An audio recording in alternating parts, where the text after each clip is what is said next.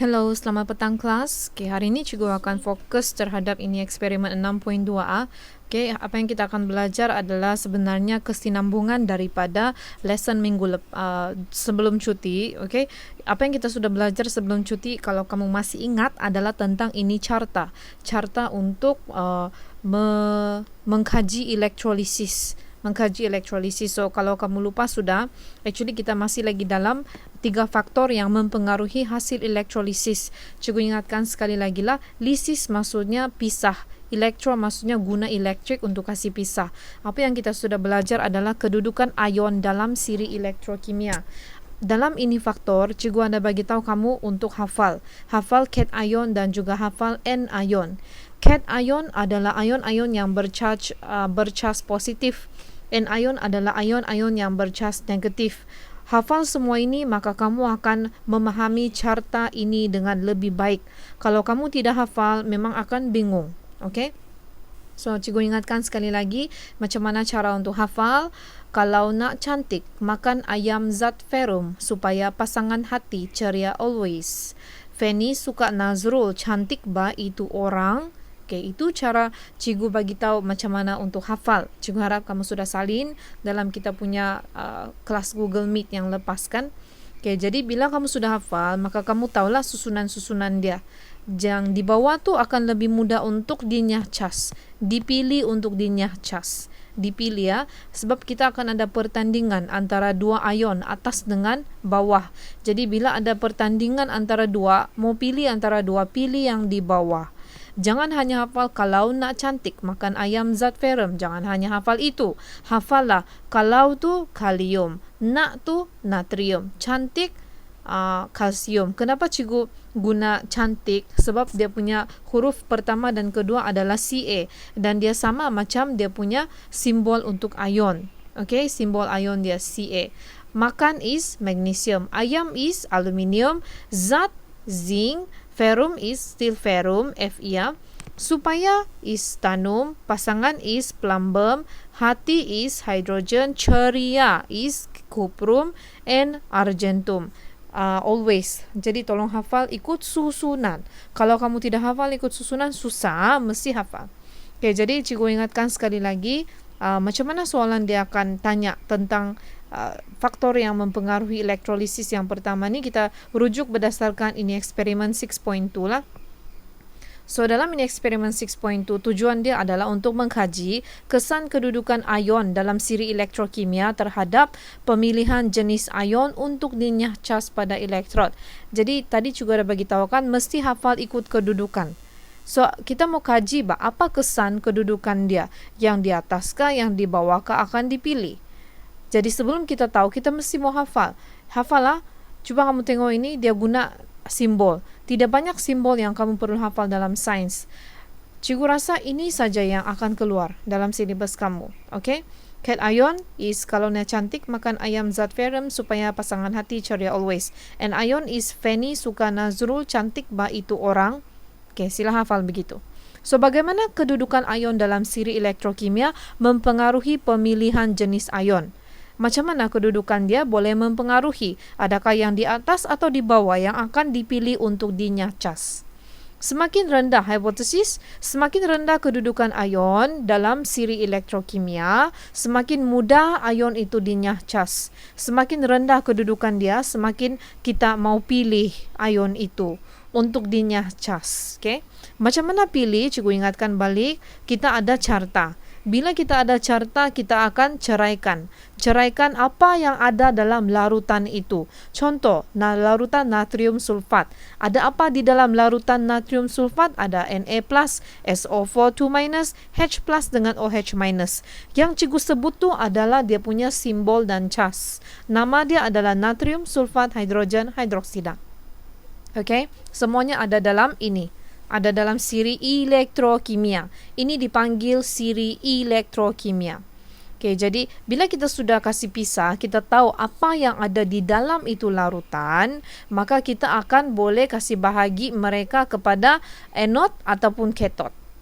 Yang anode ni adalah elektrod bercas positif kan, terminal positif. I hope you still remember. And then yang cathode ni adalah yang negatif. Yang positif tu akan menarik yang negatif. Yang negatif akan menarik yang positif. Jadi bila dia sudah tarik 2, kan kita ada 4. 2 pergi anode, 2 pergi cathode.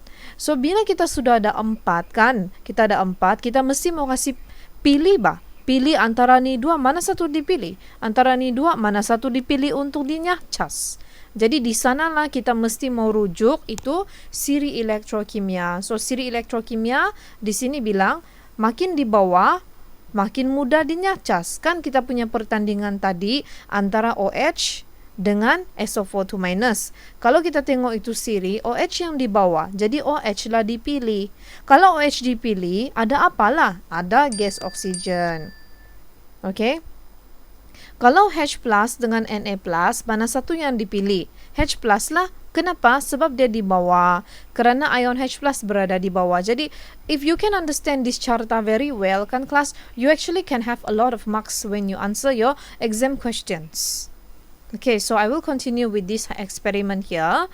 Okay, the hypothesis said, semakin rendah kedudukan, semakin mudah ion itu dinyahcas. Okay, pemboleh ubah. Apa pemboleh ubah dimanipulasi? Kedudukan ion. Okay, dalam siri elektrokimia ataskah bawahkah? Yang bergerak balas adalah hasil pada elektrod dan yang dimalarkan adalah kepekatan elektrolit dan jenis elektrod. Ini dua ni kan? Ini dua ni sebenarnya datang daripada itu faktor. Okay, cikgu ulang lagi balik. Faktor tu ada 3 bah yang mempengaruhi. 3 bah hasil elektron. Kita mau kasih pisah kan sesuatu larutan. So ada 3 faktor yang mempengaruhi. Yang pertama, kedudukan ion. Kedua, kepekatan. Dan ketiga, jenis elektrod. Jadi, pemboleh ubah yang dimalarkan tu adalah antara ini 3 lah. Kalau kamu guna yang ini 2 janganlah kamu ubah-ubah. Kalau kamu guna yang ini 2 janganlah ubah-ubah. Begitu. Okay? Begitulah macam mana mau isi itu pemboleh ubah dimalarkan dalam eksperimen elektrolisis. Okey. Okey, seterusnya adalah bahan. Bahan yang diperlukan dalam eksperimen ini adalah larutan magnesium nitrat. Magnesium nitrat 0.5 mol per desimeter padu. Ini maksudnya kepekatan. Okey, kedua-dua larutan ada kepekatan yang sama.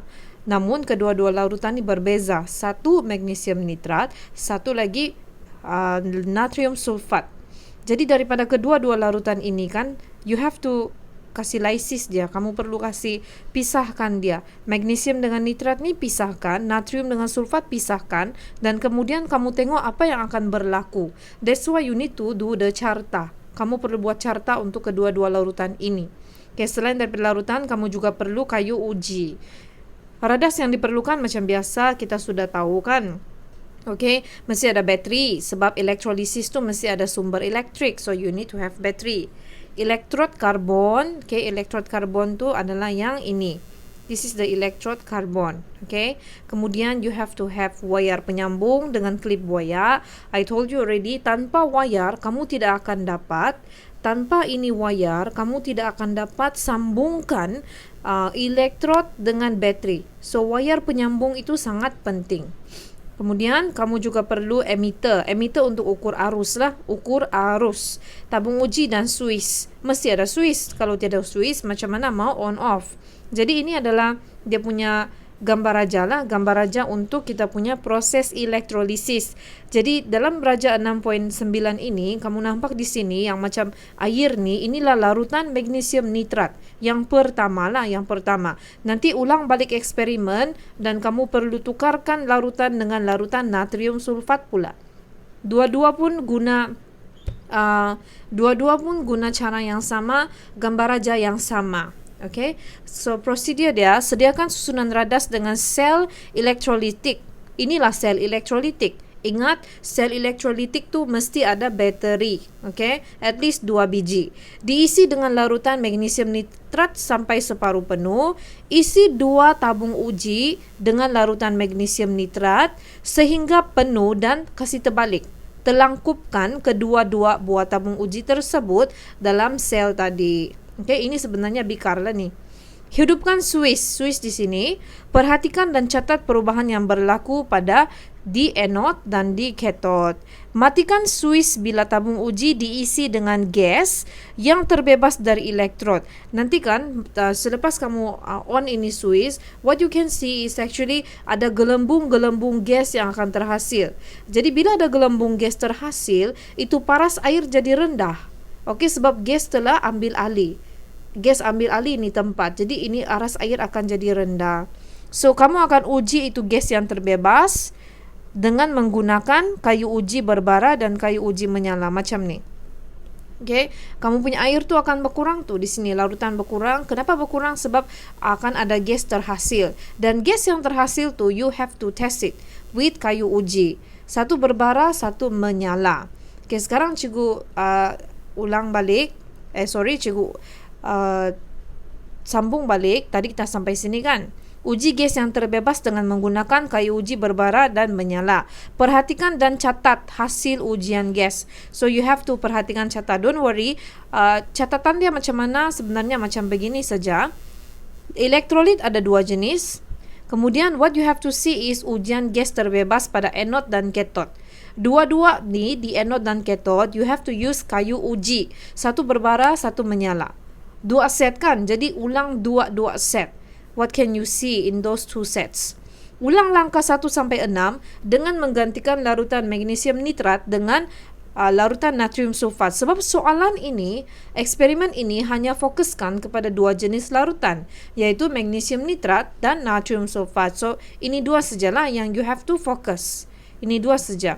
Sedikit info sains di sini, sekiranya kamu nampak kayu uji berbara yang digunakan, actually kayu uji berbara digunakan untuk menguji gas oksigen.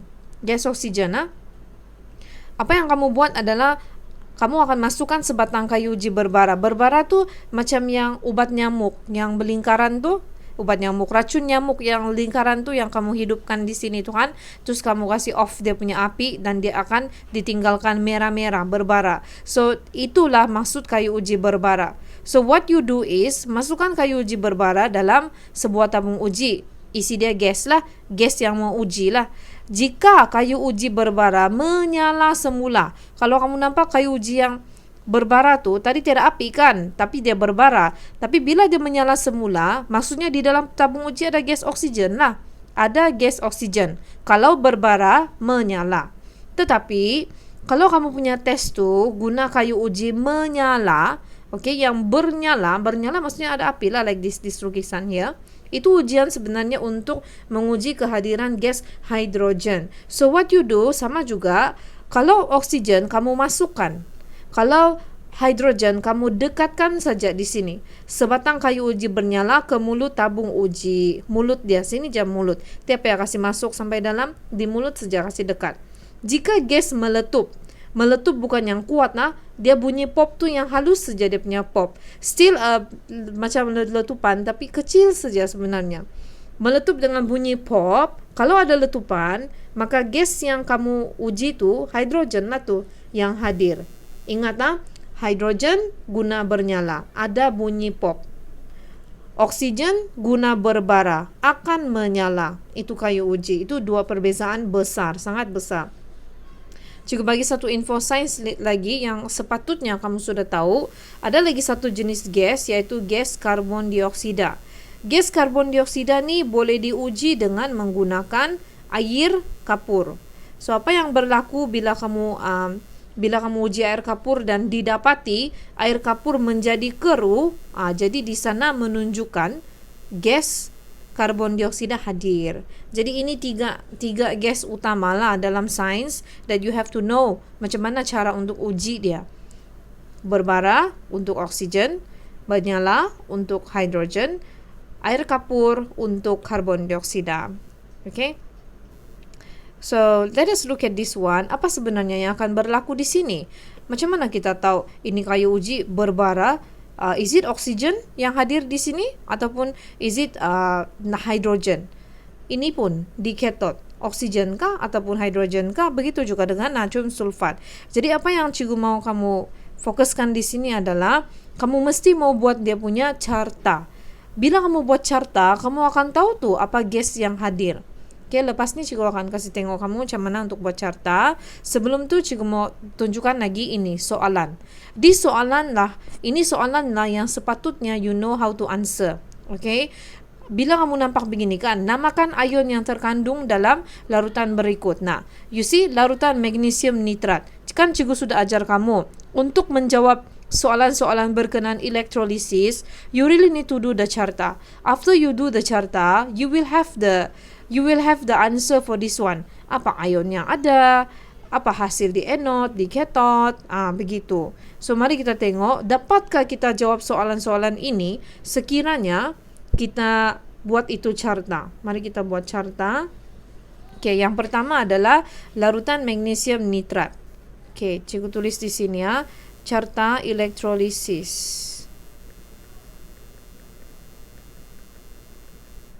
Carta elektrolisis larutan magnesium nitrat.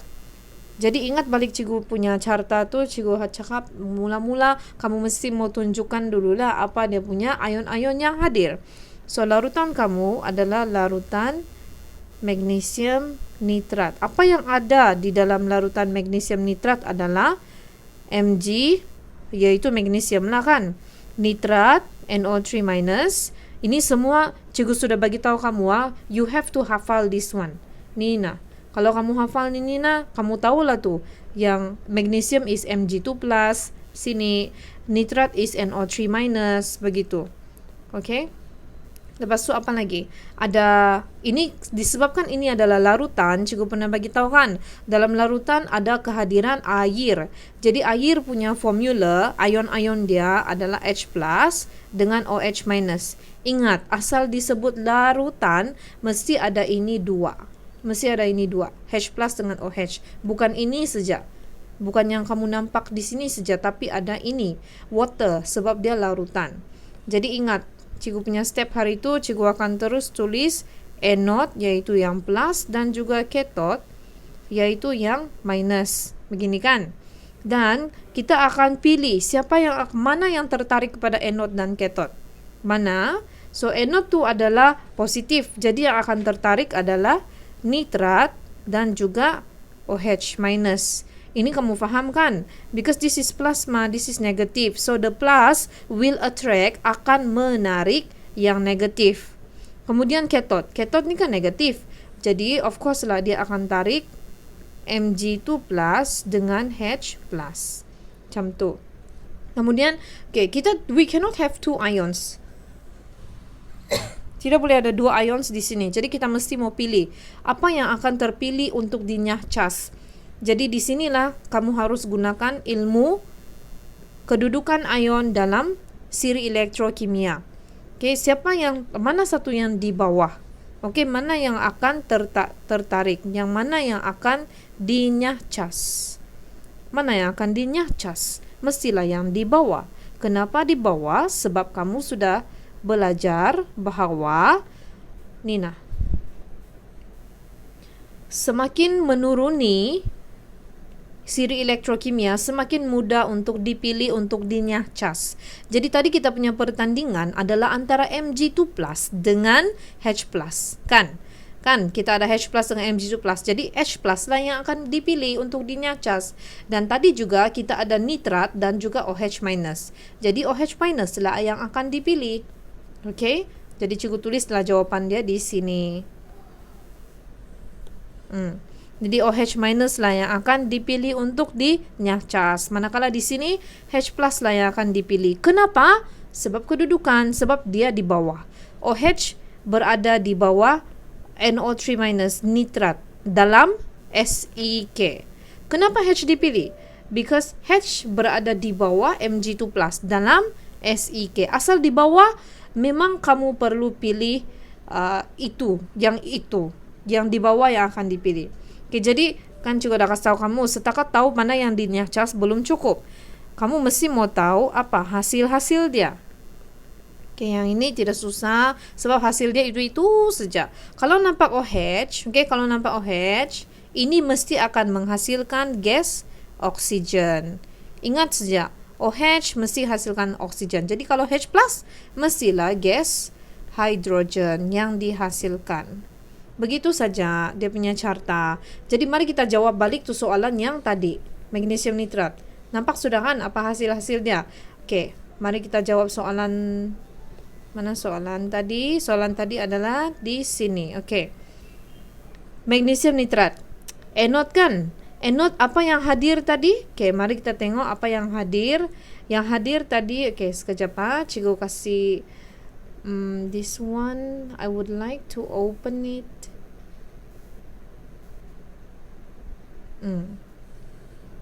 In new window, okay. Cikgu tunjukkan kamu begini supaya kita senang untuk rujuk di kiri dan di kanan.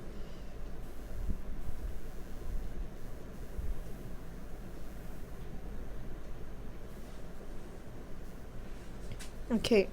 Jadi ini adalah kita punya soalan dalam buku teks. Dia tanya, ujian gas yang terbebas pada anode dan katot. Kan ini larutan magnesium nitrat. Ni magnesium nitrat di sebelah anode. Apa yang akan terjadi sekiranya kita uji kayu uji berbara? Cuba kamu tengok ni anode. Kan kita sudah buat carta tadi dan kita dapati di dalam di bahagian anode ada gas oksigen. Jadi kayu uji berbara, apa yang terjadi? Kamu hanya perlu tulis satu perkataan saja. Dua perkataan saja akan menyala. Macam tu. Kenapa menyala? Kan ada gas oksigen sini sebelah kanan. Okey. Seterusnya, di katot pula. Jadi ujian anode untuk kayu uji bernyala ini ada kejadiankah? Ada apa-apa berlaku? Tulislah di sini tiada perubahan. Kenapa tiada perubahan? Sebab gas oksigen kan yang terhasil di anode. Jadi even if you choose to test it dengan kayu uji bernyala, memang tiada bunyi pop because tiada oksigen hadir. Okay, seterusnya kita pergi katot. Di katot, cuba kamu tengok ni katot. Katot kan ada gas hidrogen. Jadi apa yang terjadi adalah kayu uji bernyala ada bunyi pop. Ada bunyi pop. Kenapa ada bunyi pop? Sebab ada gas hidrogen. So if we test dengan kayu uji berbara, ada kejadian? Tiada. Tiada perubahan. Sekiranya kita test dengan kayu uji berbara. Nah, you see, based on this carta, sebenarnya you already can answer this jadual. Okay, kamu sudah boleh jawab ini jadual. Belum lagi buat eksperimen pun kamu dapat jawab sudah. Okay, seterusnya. Soalan Nina, namakan ion yang terkandung dalam larutan berikut. Larutan magnesium nitrat. Nina ni jawapannya. Magnesium, NO3, H+, OH-. Inilah jawapan dia. Dari mana cikgu tahu ni? Kan kita buat carta. Okay, buat carta. So, berdasarkan pemerhatian anda, namakan gas yang terhasil pada anode dan katot. Jadi, ini magnesium nitrat kan? Tadi kan kita sudah, ini anode. Anode, gas oksigen. So, what you have to write is, just sinilah gas oksigen. Berdasarkan carta. And then, pada katot, apa kamu tulis? Kamu tulis gas hidrogen. Begitu. Senang kan? Sebab kita ada carta. Imagine if you do not have this. How are you going to answer all this soalan? Okay, next. Namakan ion yang dipilih untuk dinyacas pada anode dan katot. Ion yang dipilih untuk dinyacas, ni jawapan dia. OH dengan H. Dia tanya itu tu. Bagi setiap elektrolit dalam jadual di bawah. Okay, kita tengok. Ion yang dipilih untuk dinyacas pada anode. Anode, kita jawab dulu ni magnesium nitrat. Sebab ini yang kita sudah buat the jadual, carta. Okay, so ion yang dipilih di anode adalah ini, OH-. Jadi tulislah. Tapi dia cakap namakan. Namakan tidak boleh tulis simbol lah. You have to tulis ion hidroksida, OH-. Kemudian di katot. Katot apa yang terpilih? Ion, ion hidrogen. So di sini adalah ion hidrogen, H+. Begitu. Jadi tengok, tanpa buat eksperimen, kamu pun boleh jawab soalan yang susah. Ini sebenarnya adalah lesson di dalam chemistry ya, bab 6 kimia, but you are so lucky because ini sudah masuk dalam sains KSSM. Jadi sesiapa yang sangat suka dengan penghafalan, cikgu sangat-sangat galakan kamu untuk mendalami bab inilah, sebab bab ini kan dia memang khusus untuk students yang kuat memori dia. Cikgu cabarlah kamu untuk hafal the cation dan anion dalam siri elektrokimia. Bila kamu sudah hafal nih, kamu memang akan pandai sudah tuh buat itu carta. Dan bila sudah pandai buat carta, nampak saja nih eksperimen ini nani dengan jadwal begini, gambar aja begini, no problem at all. Because you already understand that daripada carta, you can get the answers for all of this. So no problem. Okay, jadi cabaran cikgu dengan kamu adalah sila lengkapkan ini nah. Natrium sulfat punya jawapan. Tunjukkan cikgu kamu punya carta untuk natrium sulfat. Apa ion yang hadir? Siapa yang pergi katot? Apa yang terpilih? Apa hasil dia? Bila kamu sudah buat tuh, jawab yang ini lagi, natrium sulfat. Okey, cikgu cabar kamu, dan sekiranya ada 1 kah, 2 kah, 3 students yang boleh jawab ni, memang cikgu bersyukurlah sebab this is not easy tapi doable, boleh buat sebenarnya. Okey, itu saja cikgu punya lesson untuk hari ini. Ada apa-apa, you can directly ask me the question in the WhatsApp group lah. Thank you very much class.